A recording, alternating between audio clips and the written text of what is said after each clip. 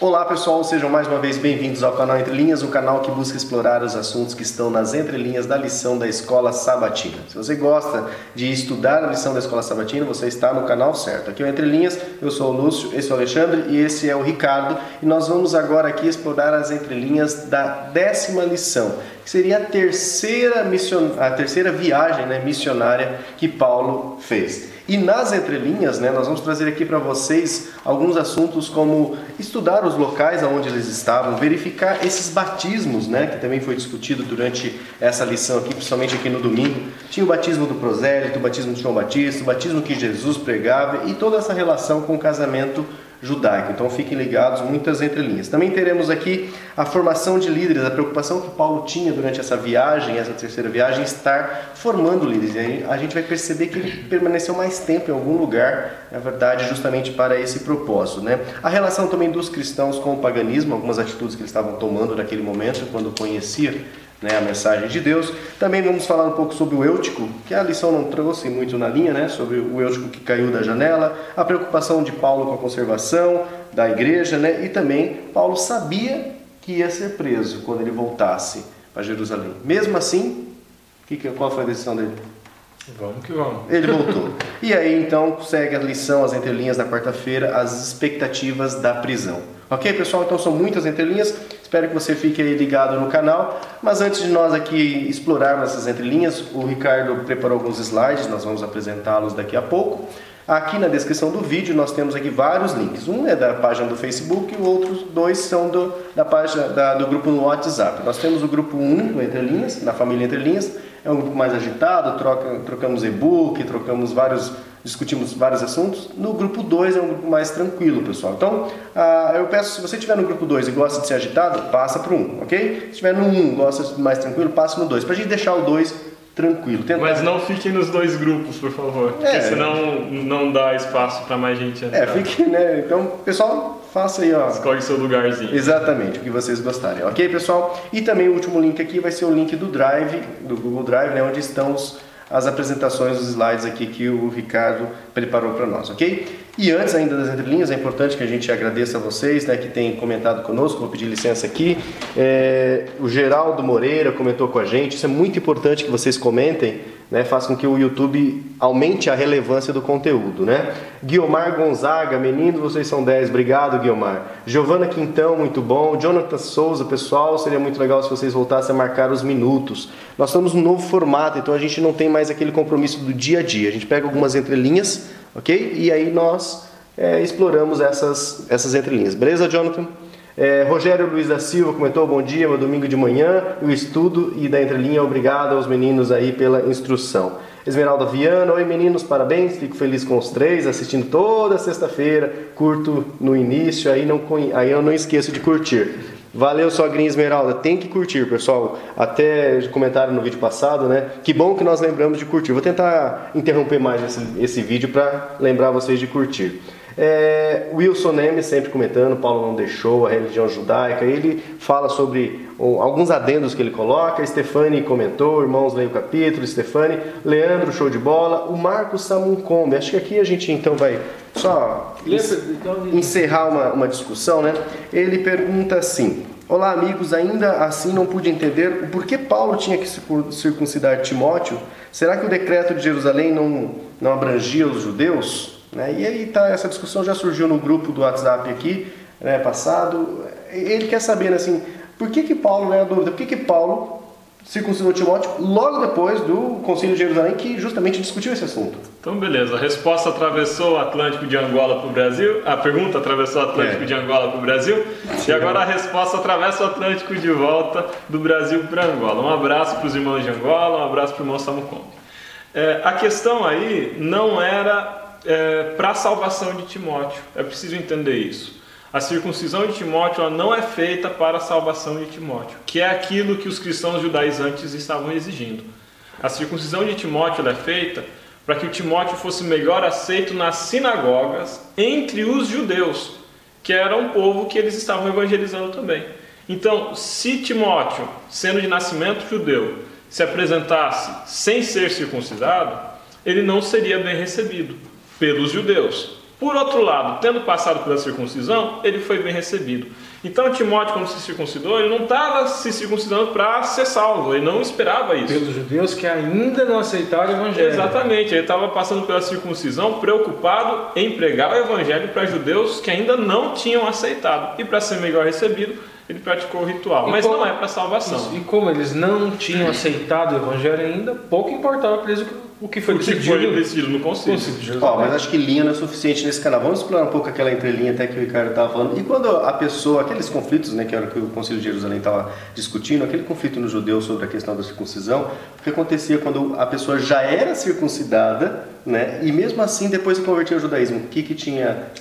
O que hoje em dia acontece, porque hoje em dia o procedimento de fimose é um procedimento comum. Sim, as pessoas então acabam fazendo de isso. saúde pública, né? Mas existem aquelas... A gente falou no vídeo passado das escolas Hillel e Shammai. Isso. Em tese, eles entendem que os ensinamentos da escola Shammai, eles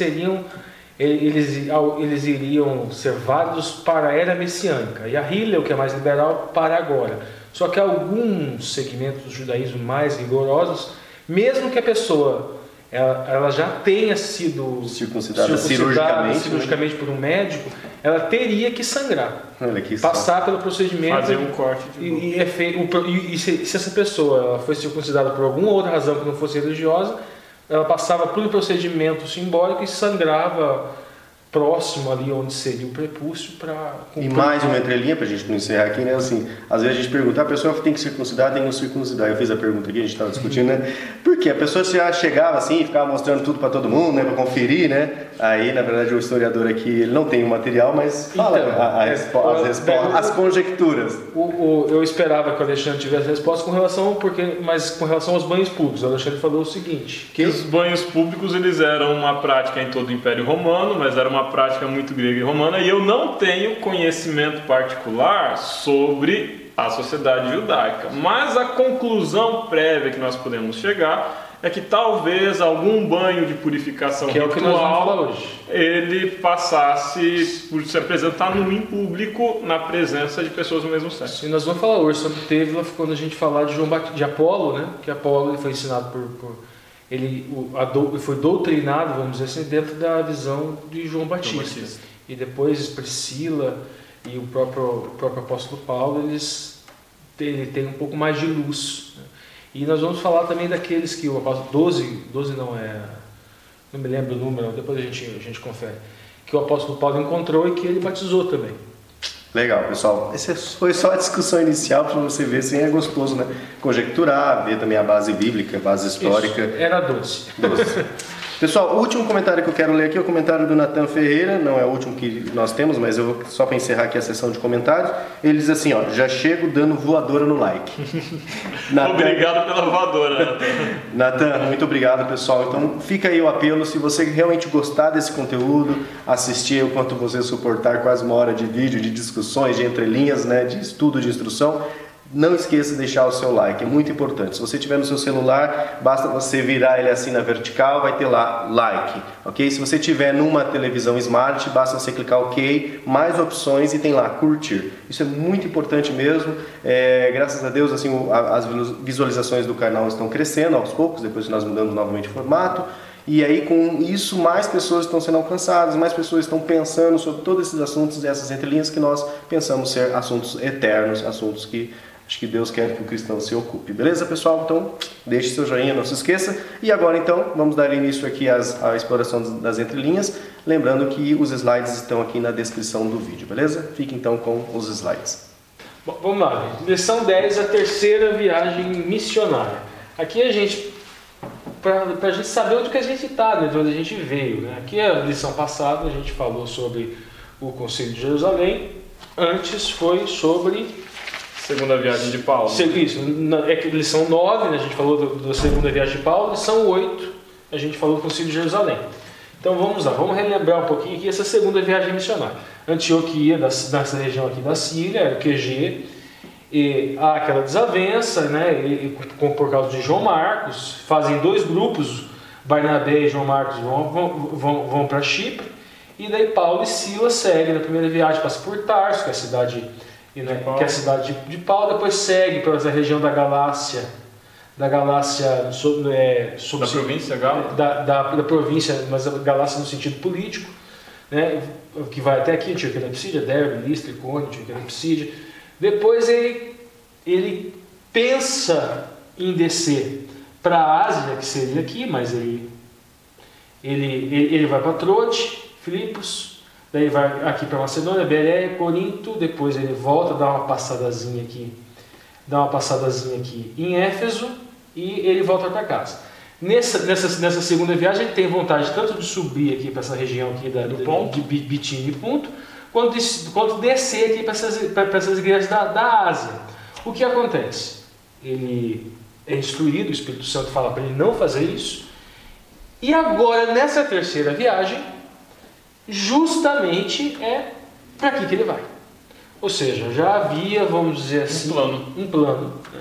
Não, nessa segunda você não vai, mas nessa terceira você vai. E na narrativa inclusive do livro de Atos dos Apóstolos, há um salto.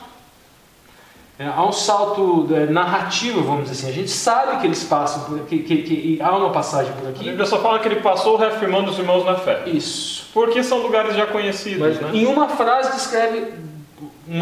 descreve, vamos dizer assim, quilômetros e quilômetros de viagem. E obviamente que fica uma lacuna sobre histórias e mais histórias que devem ter acontecido. Mas a gente começa aqui então, essa semana, em Éfeso. Vamos lá, vamos para Éfeso. E a gente chega lá. Atos dos Apóstolos. A jornada, né? Isso, é a mesma jornada. Até Éfeso. Mas a narrativa começa aqui. Ele chegou a Éfeso, começa assim, abruptamente, né? Inclusive na linha da lição. E começa nem é Paulo chegando, né? Não. Começa com outra pessoa. E chegou a Éfeso um certo judeu chamado Apolo, natural de Alexandria, varão eloquente e poderoso nas Escrituras. Agora, esse nome desse judeu é interessante também, né? Apolo. Porque Apolo não é um nome tipicamente judeu, né? É um nome hebraico. Possivelmente a gente pode conjecturar que Apolo tivesse uma mãe judaica e um pai não judeu, né?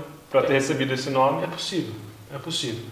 Então, mas o ponto que a gente separou aqui com relação a Apolo, que é interessante, é o seguinte: a gente vê no texto, vamos lá, vamos para o próximo slide aqui, ó. A gente vê no texto, Atos dos Apóstolos 18, 25. Esse, no caso Apolo, era instruído no caminho do Senhor, e fervoroso de espírito. Falava e ensinava diligentemente as coisas do Senhor, conhecendo somente o batismo de João. Batismo de João Batista. Só para a gente entender, há um salto aqui. Eu dei um salto aqui quando há um outro encontro aqui entre o apóstolo Paulo e os 12. Veja bem. Então a gente tem aqui Apolo, que o conhecimento dele era com base no batismo de João. E o apóstolo Paulo, quando chega em Éfeso também, ele encontra 12 pessoas que também tinham esse tipo de ensinamento de João Batista. E ele batiza essas pessoas, e o Paulo impunha-lhes as mãos, veio sobre eles o Espírito Santo, e falaram em línguas e profetizaram. Primeiro, João Batista diz o quê? A primeira coisa que João Batista fala é que ele era precursor. E aquele que viria depois dele batizaria com o Espírito Santo e com fogo. No Atos dos Apóstolos, quando tem a festa do Shavuot, a festa das semanas, conhecida no Ocidente como Pentecostes, cumpre-se a profecia de Joel, e fala-se lá que houve que línguas de línguas de fogo. E eles, o Espírito, foram derramados pelo Espírito Santo. E aquilo que aconteceu no Pentecostes, aquilo que aconteceu na casa de Cornélio, é a profecia de Joel se cumprindo, é o que João Batista falou, que o batismo daquele que viria depois dele, batismo com o Espírito Santo e com fogo. Mas é interessante ainda assim, antes de tu falar dos batismos, como a pregação de João Batista ela se espalhou, né? Sim. Porque o João Batista ele teve vários discípulos também. E os discípulos de João Batista seguiram pregando. E pregaram tanto que a gente tem agora uma figura aqui, Apolo, um judeu. E os 12. E os 12 judeus também, que conhecem o batismo de João Batista e que estão pregando o batismo de João Batista. Então, quando a Bíblia fala que João Batista foi o maior dos nascidos de mulher, não é de graça, não é de várzea isso. Olha a escola que ele fez. Então vamos lá, veja bem, agora vamos entender um pouquinho essa questão do batismo. Primeira coisa, o batismo do prosélito. O batismo, o proselitismo do judeu é o seguinte: para a pessoa se tornar judeu, existia um processo pelo qual existia uma corte, que eles iriam analisar se aquela pessoa tinha condição de se tornar judeu ou não, e depois ela passava por atos simbólicos, por rituais. Aí existia a Brit Milá, que era a circuncisão, se ele não tivesse sido circuncidado ainda, né, o adulto, e existia o Tevla, que era o batismo do prosélito. Ele se batizava, e quando ele se batizava, ele imergia na água, e quando ele nascia judeu. Nascia como se judeu fosse. Então a gente tem o batismo prosélito. Era isso que acontecia aqui com João Batista? Não era. Jesus era o quê? Jesus, por acaso, era gentil? Jesus era prosélito? Não. Jesus era judeu. Então para quê? Não era o batismo prosélito aqui. E a própria passagem fala do batismo de João Batista como sendo um batismo de perdão de pecados. Batismo de arrependimento. Então o link, né, a vinculação é com o Tevla.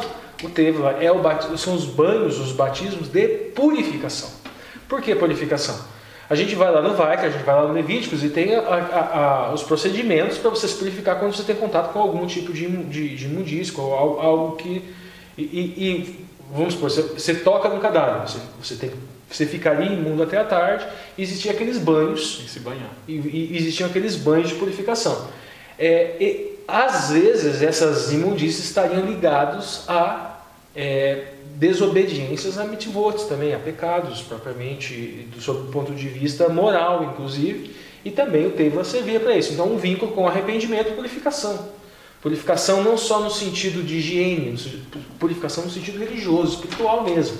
Então podemos vincular aqui. E esse tipo de batismo era o batismo praticado por judeus. E tem uma relação com esse batismo de João Batista. E agora aqui, o Jesus por quê? Não tinha pecado. Jesus não tinha pecado. Será que teria algum tipo de impureza? Jesus era judeu, não tinha pecado. E tinha do que se arrepender? Não. Batismo de arrependimento, como fala o texto? Não. Então, a resposta que eu entendo como sendo mais plausível. Nós falamos no Concílio de Jerusalém da questão da Brit Milá, que a Brit Milá ela é mais, muito mais. A Brit Milá é a aliança da circuncisão, Brit, aliança, Milá é a circuncisão. Ela tem um ato simbólico que é o corte do prepúcio, aquela pele a mais da genitália masculina. Esse é apenas um ato simbólico, mas a Brit Milá ela corresponde a circuncidar o coração. É de você se instruir e você permitir que o Espírito Santo escreva aquilo. Isso é a Brit Milá, é muito maior. O cortar o prepúcio é apenas um ato simbólico. Essa pedagogia do Eterno a gente encontra na Bíblia inteira. Na Bíblia inteira. E entendo aqui, e adoto o pensamento, que aqui nós temos uma outra pedagogia também com relação ao Messias, mas correlacionada com o casamento judaico. A gente tem 3 fases. Tem o Shidur, o Kiddushin e o Nissuim. No Shidur tem a fase da escolha, onde o pai escolhe a esposa para o filho. Existe no Shidur essa fase, a opção de escolha também para com a mulher. Ela também tem esse direito. Então a gente tem aí, primeiro vínculo, esposa, noivo. A didática do Eterno é o quê? Quem que é o esposo? Esposo é o Eterno. Quem que é a esposa? A igreja. A igreja, Israel. Israel ou a igreja, dependendo do jogo de linguagem que você escolher. Então, a primeira fase do casamento é essa. Nessa primeira fase do casamento, tem outros detalhes que não vamos falar por hora. Na segunda, a gente tem o Kiddushin, que os noivos, depois da fase da escolha, eles vão num cupá, é tipo uma tendazinha, e lá ocorre o Eruzim. Eruzim é o desposar. Não pense em desposar com núpcias, não é núpcias ainda. Desposar é uma festa, desposar é uma cerimônia, que não é só de noivado. Depois dessa fase, inclusive, se alguém desistir, tem que fazer divórcio. É algo definitivo, mas não há núpcias ainda. E antes dessa cerimônia é feita um banho cerimonial, um tevla. A esposa, isso é uma mitzvot, né? A esposa ela tem que passar pelo tevla, no banho de purificação. Mas também era praxe o esposo. E por isso é comum ser feita essa simbologia. Por que esse batismo? Aqui é o esposo no caso o Eterno, se preparando para essa festa da Kiddushin. Essa festa onde ele vai se apresentar, vai apresentar para a sociedade o noivo e a noiva e o seu compromisso. E isso acontece efetivamente na vida de Cristo. Então aqui nós temos o noivo tomando banho, para depois na ceia termos a festa. E para depois, vamos para a terceira fase, que é o Nissuim, ele se afasta, geralmente por 2 anos, não é 2 anos profético, não tem nada em cima disso, mas ele vai preparar um lugar, vai preparar emprego, vai preparar uma casa, morada, e depois ele volta, pega a esposa e finalmente aí tem as bodas, e leva ela para casa. Então para que era isso? Esse batismo, nós nos batizamos hoje para quê? A simbologia desse batismo é o seguinte: não é mais naquele sentido assim, eu me batizo para me tornar judeu, porque só os judeus serão salvos. Não, eu me batizo porque agora faço parte da esposa, que é a igreja. Faço parte desse Israel espiritual, desse jogo de linguagem moderno que a gente criou. E o esposo é uma tia. Essa história, ele se batizou para nos dar exemplo. É uma forma simples de explicar uma realidade que é muito mais complexa e que há didática bíblica e há didática na cultura judaica que explica melhor a situação. Então esse batismo é isso. Aqui se batiza o esposo. No tanque batismal da sua igreja, você está se batizando para simbolizar que agora você faz parte da esposa, da igreja que espera o Messias. Bom, então vamos para o próximo slide. Agora aqui a gente tem Atos dos Apóstolos 19, 8 a 9. Então, entrando na sinagoga, falou ousadamente por espaço de 3 meses, disputando e persuadindo-os acerca do reino de Deus, mas com alguns deles se endurecessem e não obedecessem, falando mal do caminho. Esse caminho aqui, no caso, é aquela seita, e não no sentido pejorativo como a gente tem hoje. Né? Seita significa que é uma subdivisão judaica. Diante ou perante a multidão. Retirou-se, desviou-se deles, se apartou os discípulos, disputando todos os dias na escola de um certo tirano. O Alexandre, inclusive, eu acredito que ele deve ter uma fala aqui com relação a essa escola. Tá bem. Primeiro, interessante o contexto aqui, né? Paulo ele foi forçado a se retirar do convívio direto dentro da sinagoga com os judeus, porque não estavam sendo bem vistos e cada vez menos eram aceitos como judeus. E aí, o que ele faz? Aluga um horário, provavelmente na parte da tarde, que era mais quente, que era o horário mais barato, no contraturno, então, em uma escola de filosofia, de um mestre, que não era um mestre judeu, não era um mestre cristão, era um filósofo local. E ele passa a formar discípulos.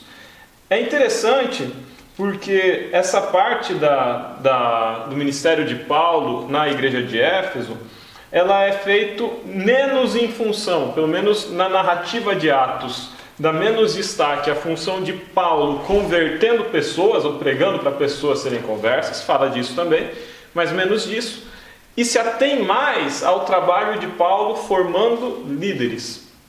Então a gente destaca que esse ministério é um ministério muito importante também, formar líderes, preparar outros pregadores. E Paulo passou, acho que 2 anos e pouco ali em Éfeso, formando líderes, formando pregadores. E esses discípulos, esses pregadores que Paulo formou, eles saíram pregando tanto em Éfeso, quanto por todas as igrejas da Ásia, Pérgamo, Esmirna, e vão chegar até o ponto também.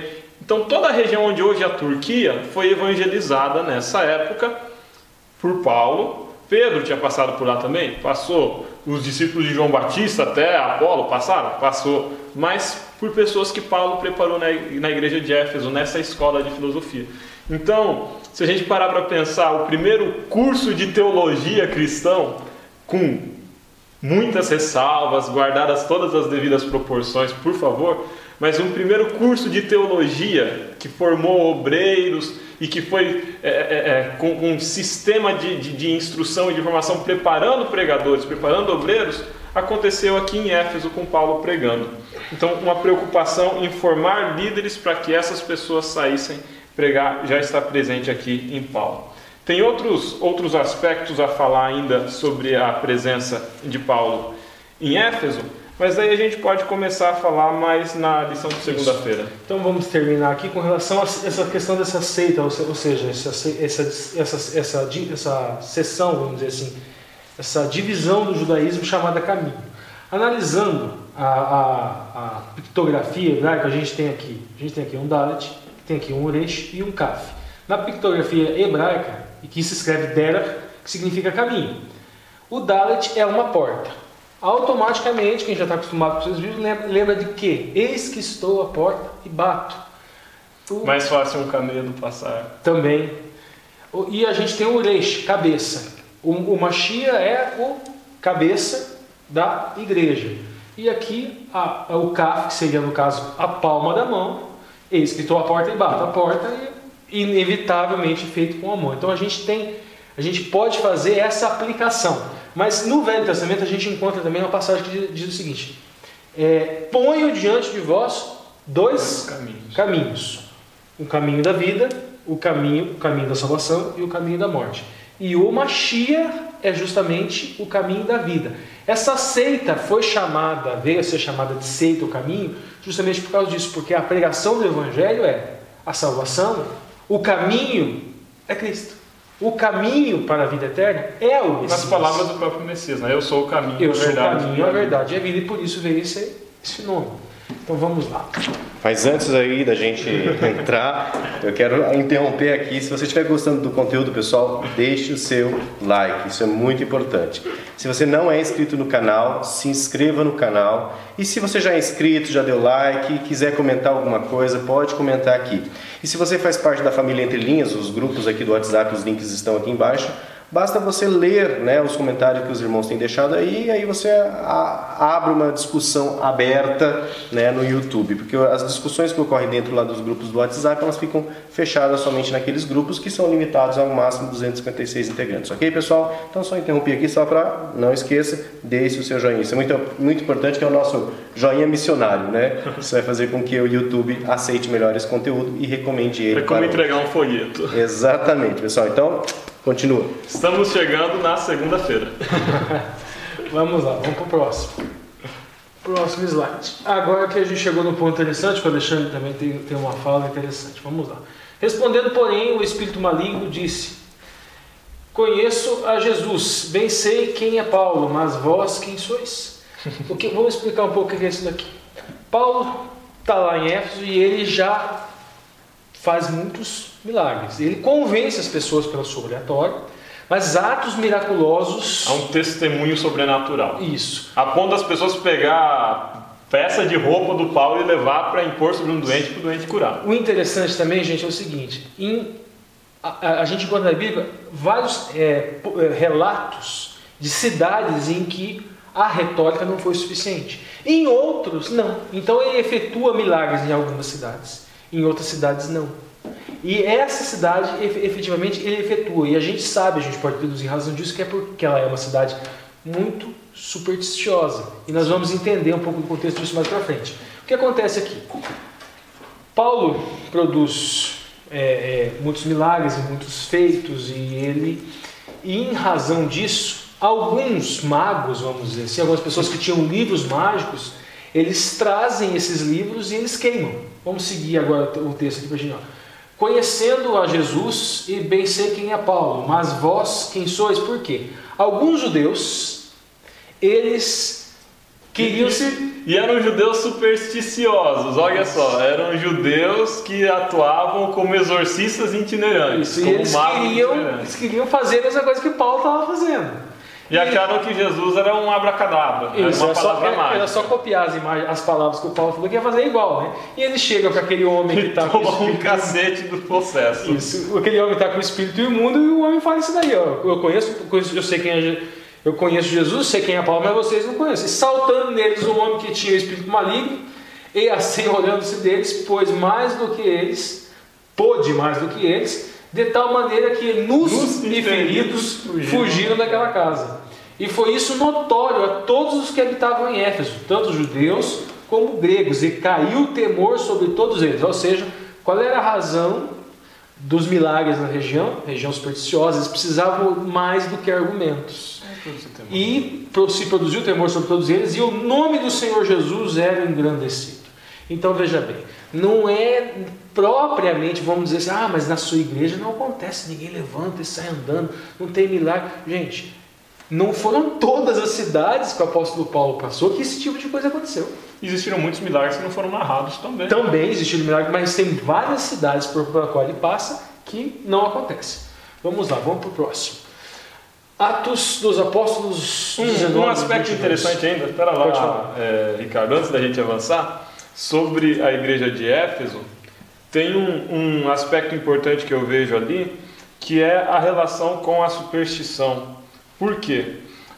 Na sequência, lá no versículo 19 e no versículo 20, fala que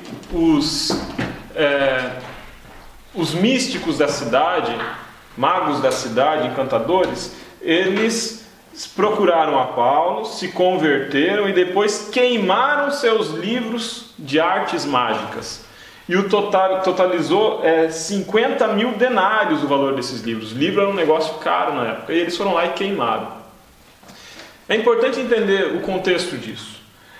Éfeso era uma cidade que era um centro religioso, tinha um grande templo a Diana, tinha uma estátua de Zeus lá que era muito venerada.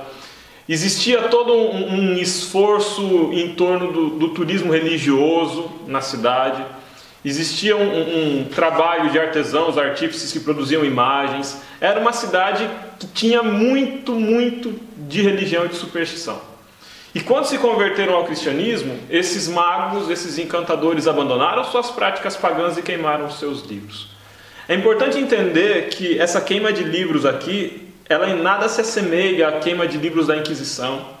Em nada se assemelha à queima de livros que muçulmanos e cristãos, principalmente, fizeram lá nos anos 300, nos anos 400, nos anos 500 depois de Cristo. Essa destruição de livros é uma destruição voluntária de magos, de místicos que tinham se arrependido, que tinham se convertido. Deixa eu passar aqui para o Ricardo passar embaixo.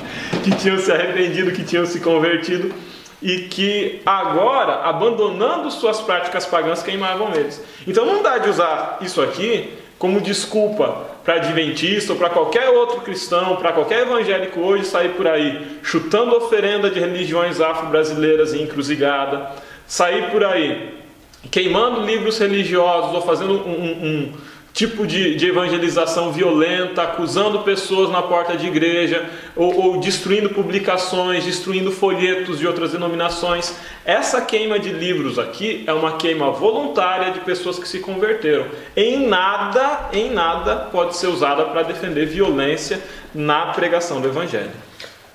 Então vamos lá, eu separei aqui, eu fui buscar aqui o conteúdo, é o seguinte, olha, Paulo operou milagres em Chipre, Icônio, Lícia, Filipos, Éfeso, Malta, aparentemente em Corinto e em Tessalônica. Mas não é mencionado milagre algum de Paulo em Damasco, Jerusalém, Tarso, Antioquia da Síria, Antioquia da Psídia, Derbe, Atenas ou em Roma. Então vamos lá, vamos seguir aqui. Aqui o que a gente estava falando. Éfeso, o Alexandre já desenvolveu, ela era uma cidade muito supersticiosa e a deusa, no caso, que protegia era Diana.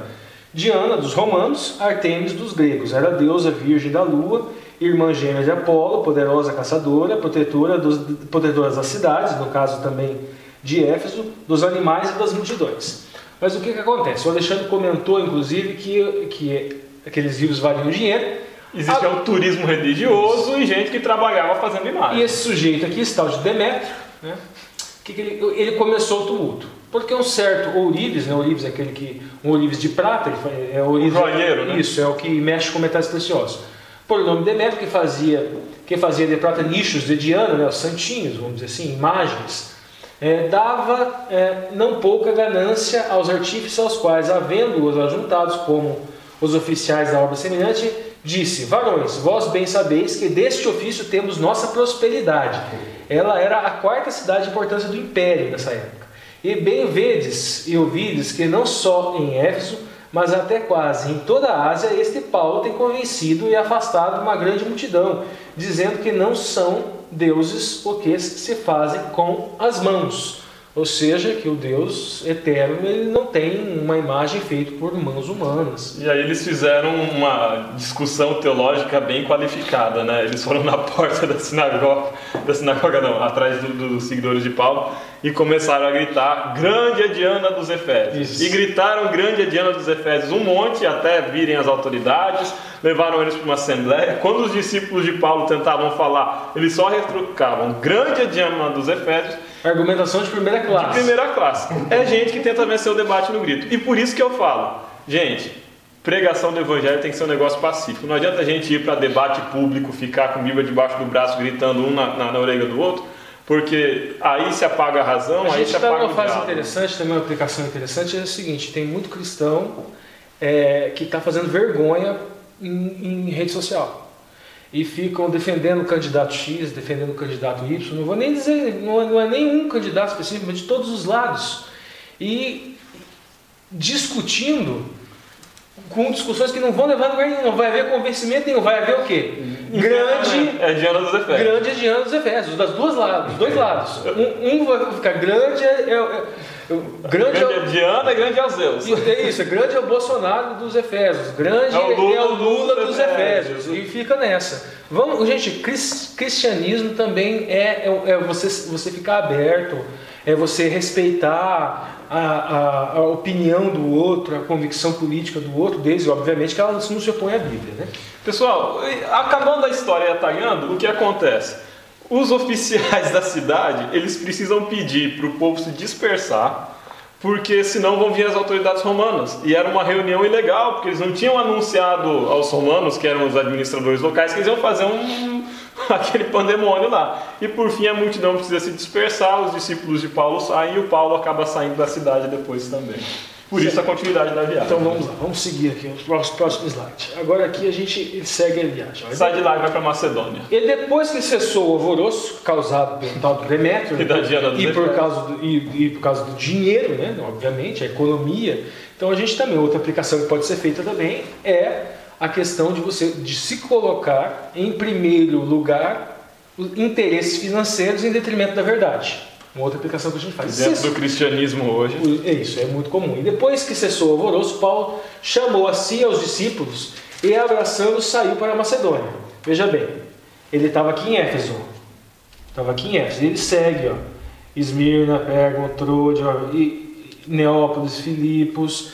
Aquele caminho, vamos dizer assim, que ele não teria feito na segunda viagem, ele já segue fazendo. Então esse negócio que ele segue da Macedônia é que não é relatado o que acontece pelo caminho. Né? Mas ele passa reafirmando os irmãos. Sim, exatamente. E daí ele chega na Macedônia. A Macedônia é esse pedaço aqui. Aqui é a província da Macedônia. É o norte da Grécia. Isso. E havendo andado por aquelas terras, exortando-os com muitas palavras, veio a Grécia. Ele desce para a Grécia. Vamos lá. Ele desce a Grécia e passando ali 3 meses, sendo-lhe pelos judeus posto ciladas, como tivesse de navegar para a Síria, determinou voltar para a Macedônia. E aí o Paulo começa a sofrer perseguição novamente por parte dos judeus. Né? Enquanto ele estava em Éfeso, da parte dos judeus estava mais tranquilo, só que quando ele vai para a Grécia, ele começa a sofrer perseguição que vai acompanhar ele até Jerusalém. Ele estava na Macedônia, ele resolve descer, recebe perseguição e ele volta. Ele volta para aqui para cima. E acompanhando até a Ásia... Volta para Troade. Isso. E acompanhando até a Ásia, daí cita Sópater de Bereia, de Tessalônica, Aristarco, o segundo é Gaio de Derbe, e Timóteo, dos da Ásia, Tíquico e Trofimo. Esses indo adiante, aí aqui começa, veja bem, nos esperaram em Troade. Esse nos aqui denota o quê? Está no plural. Tá. E que o autor... Primeira pessoa do plural, então o autor já se inclui aqui. Então, Lucas estava com Paulo. E depois dos dias dos pães asmos, ou seja, na festa do Massot, né? Páscoa, no caso Pessah, Massot. Navegamos de Filipos, em 5 dias fomos ter com eles a Troade, onde estivemos por 7 dias. Um aspecto interessante só é que dessa saída dele da Macedônia, ele provavelmente estivesse trazendo donativos, né, para levar para as igrejas de Jerusalém, para os cristãos de Jerusalém. Então, essa questão dos donativos ela pode ser importante na próxima semana, quando a gente for discutir a prisão de Paulo. Também, e no final da lição também vai ser importante, nós vamos resgatar isso aqui. Vamos lá. Aqui uma entrelinha interessante que a gente encontra lá em Atos. Que a gente encontra lá em o Eutico, que não está na lição, mas está na Bíblia, né? Estando um certo jovem pelo nome Eutico, assentando numa janela, caiu do 3º andar, tomado de um sono profundo, que lhe sobreveio durante extenso discurso de Paulo. Vamos parar aqui, depois a gente continua. Gente, primeira coisa, não é porque está escrito aqui que houve um extenso discurso de Paulo. Então eu posso pregar até meia-noite. Vou pregar até meia-noite. Bom, você pode pregar até meia-noite. Se depois tiver o espírito tão vivo em você, você mandar o jovem levantar e ficar de boa, você pode pregar 2, 3, 4 horas. Esse dormir aqui a gente traz, a gente tenta criar aqueles anacronismos e trazer para a nossa cultura, né? E às vezes justificar. A gente teve um caso aqui que uma pessoa pregou era invertido, a pessoa pregou das 9h30 e ele pregou até 11h30 e a gente ainda tinha que fazer toda a segunda hora. Isso aqui não é justificativa, gente. Muitas vezes são vãs repetições. Se o Espírito Santo estiver com a pessoa, ele vai fazer um sermão extremo, e se acontecer esse tipo de coisa, ele vai falar levanta e anda, a pessoa vai dar e tal. Mas vamos entender o contexto desse sermão tão longo de Paulo, né? Primeiro, coitadinho do Eutico. Eu acho que gente, o estado de cansaço é tão grande que eu seria o Eutico caindo da janela. E notemos que era um jovem também. Mas vamos entender, não o coitadinho do Eutico, mas o sermão de Paulo, né? Paulo estava fazendo um sermão de despedida. Ele já tinha tido revelações do Espírito Santo de que ele seria preso. Nós vamos ver isso nos próximos versículos. Ele estava sofrendo perseguição. Ele volta, todo esse caminho de volta dele, em cada cidade a gente vai ver que ele para. Ele ouve que ele vai ser preso. Ele está se despedindo dos irmãos. Ele está com a sensação que é a última vida, tem que falar tudo. Ele precisa falar tudo. Ele precisa preparar aquelas pessoas para a ausência dele. Ele precisa preparar aquelas pessoas para continuar a missão. Por isso a preocupação dele antes em Éfeso foi tão oportuna, né? Em preparar líderes. E agora depois ele volta para Éfeso. Ele não encontra, aí eu já antecipo, quando ele passa em Éfeso na volta, ele não vai até a cidade de Éfeso e prega para todo mundo. Não. Ele chama os presbíteros, ele chama os líderes e encoraja eles. Prepara eles para aquilo que está para vir. Então vamos pegar essa entrelinha aqui. Não vos perturbeis, que a sua alma, e aqui no grego seria psique, nela está. Só que esse stim aqui, ó, veja bem. Ó, primeiro aqui, alma. Essa psique pode ser traduzida como vida, ou seja, a vida está nele. Espírito ou alma. E aqui, esse verbo aqui, stim, é o verbo ser. Foi traduzido por estar, né? Foi traduzido por estar, ser estar, por causa da língua portuguesa, da língua inglesa. O verbo to be, ser estar, né? Então foi feita essa tradução. Mas vamos lá, vamos seguir aqui. Vamos para o próximo slide. Notemos aqui o nós de novo, ou seja, Lucas aqui se inclui. Porém, subindo ao navio, navegamos até Assos, onde devíamos receber Paulo, porque devíamos receber. Note a narrativa de novo. Assim o ordenara, indo ele por terra, e logo que se ajuntou conosco em Assos, recebemos e fomos a Mitilene. E navegando dali, chegamos no dia seguinte a defronte de Quios, e no outro aportamos em Samos, ficando em Trógido, chegamos no dia seguinte a Mileto. Isso que o Alexandre acabou de falar, veja bem, ele não vai até Éfeso, ele chama os presbíteros até aqui. E ele faz um sermão, ele faz um apelo de despedida, que ele fala que provavelmente ele nunca mais, não vai vê-los mais. E no relato de Lucas, a gente tem essa impressão, mas existem alguns textos que indicam que houve uma 4ª viagem missionária, que fala que alguns achados, vamos dizer, que fala que Paulo foi até as extremidades da Espanha daí. Isso, exatamente, até as extremidades do Ocidente, chegou até a Espanha. Então, mas no livro de Atos a gente não conta. Só na tradição daí. Isso, só na tradição, só algumas deduções, vamos dizer assim.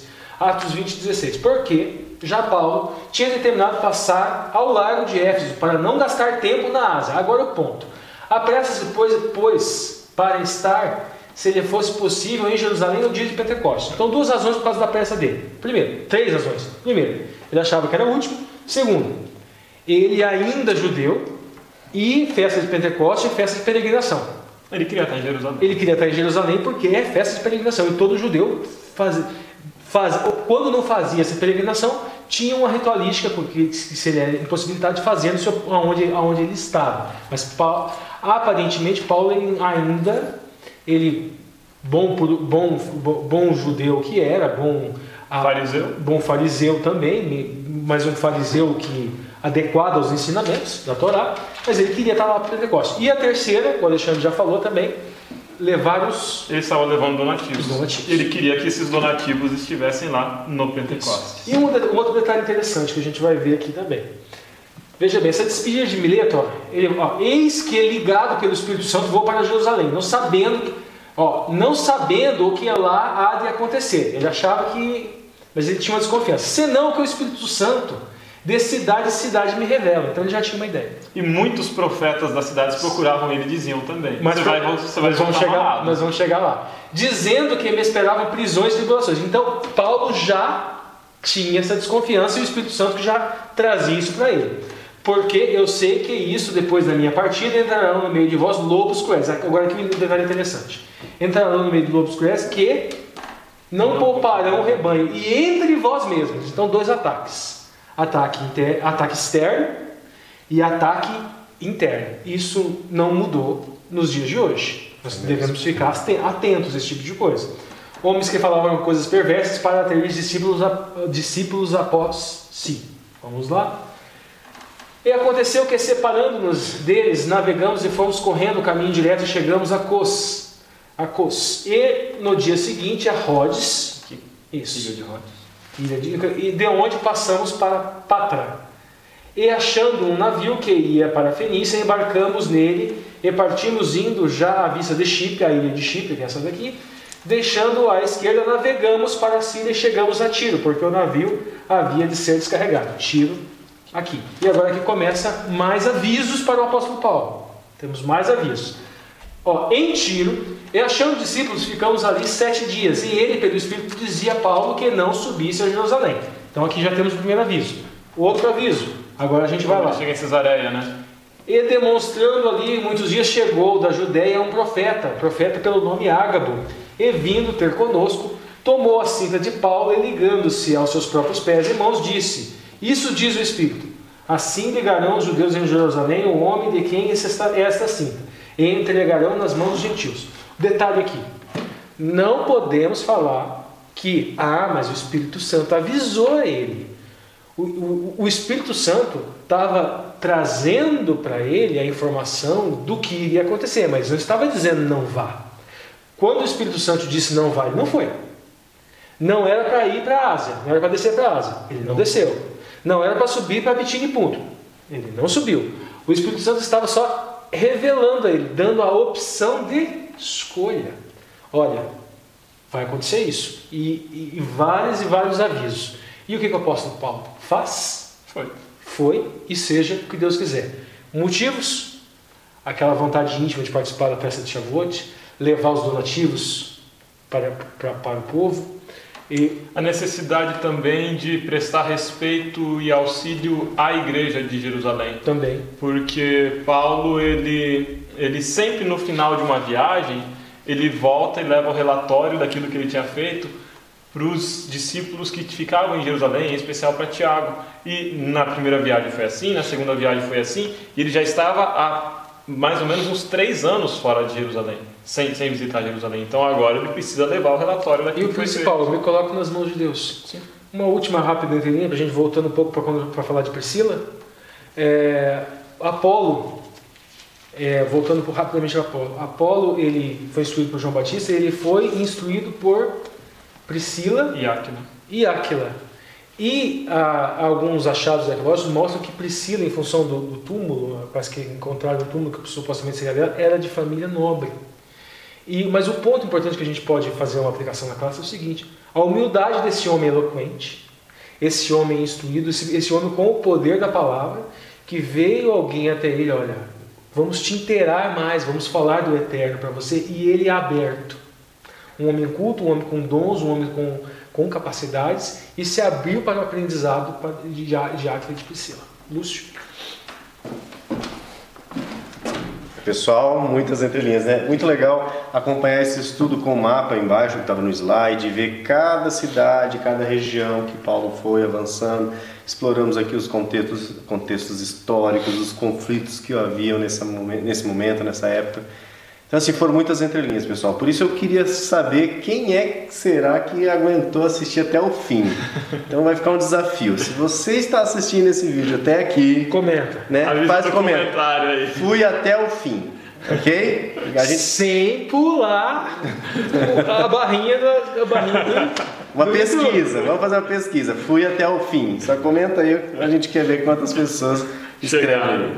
Beleza, pessoal? Para mim foi muito edificante e com certeza para nós três aqui, todos preparando em casa aqui antes da gravação, foi muito edificante esse conteúdo. Espero que também tenha sido para você e espero também que você tenha a sensibilidade de pegar esse conteúdo e compartilhar aí nas suas redes sociais, no WhatsApp, no Facebook, onde você puder compartilhar para que outras pessoas venham conhecer melhor essa história de Paulo, né? Nós reunimos aqui várias informações, nós temos também o Guia da Lição, não sei se você é adventista, né, pessoal? Quem não é adventista no canal, nós temos aqui o Guia da Lição, onde é estudado toda semana aqui o tema, e ao sábado de manhã você é convidado a estar conosco aí na escola sabatina, numa igreja adventista perto de você. Beleza, pessoal? Novamente, não deixe esse canal sem se inscrever, sem deixar seu like também, ok?